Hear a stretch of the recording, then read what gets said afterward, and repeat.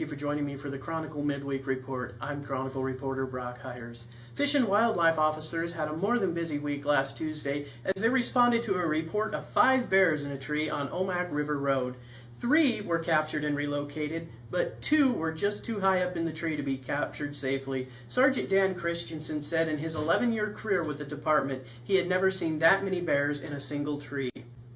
As a kayaker in the Okanogan, the options for going into the river without degrading the riverbank are limited. So Doug Woodrow posted on his Facebook page asking for friends to join him for a flash mob in the river. A flash mob is usually organized quickly on social media outlets without warning.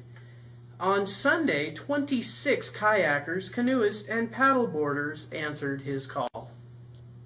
The man suspected of driving the pickup that killed Brewster bicyclist Gary Knowlton has been charged with vehicular homicide and felony hit-and-run resulting in a death.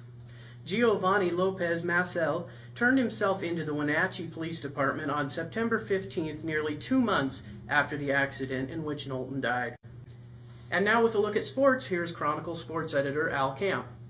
Football scores last week for the most part were blowouts, although Linden Christian beat Kashmir 14-13 on Saturday.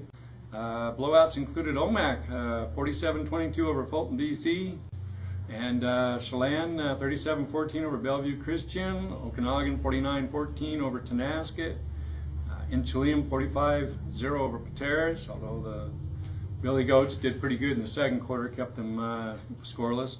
Waterville 39-8 over Brewster, and then we have Lake Roosevelt 44 and Liberty Bell 0. Those were all Friday scores.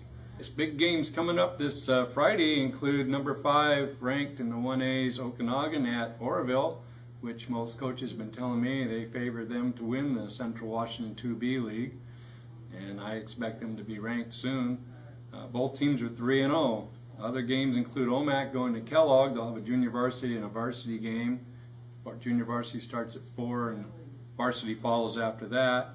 Waterville's at Tonasket, and Brewster's at Lake Roosevelt. Manson's at Bridgeport. Liberty Bell's at Soap Lake. Those are all league games. Myra Cooley Heartline's at Cusick. Cusick's playing pretty darn good, and ACH had a scare last week. They won 22-20 against Tushy. Pateras is at Republic, and Inchelium's at Welpinit. The Chronicle's football contest that we have each week, we're entering week 4, and you can enter online at tinyurl.com/chron, CHRONWK4. And for the 3rd week in a row, Joyce Wick of Malott won. She was the only one to only miss one of the regular games. Come on, folks, somebody can beat Joyce, can't they? All right, hope to see your entry. Thanks.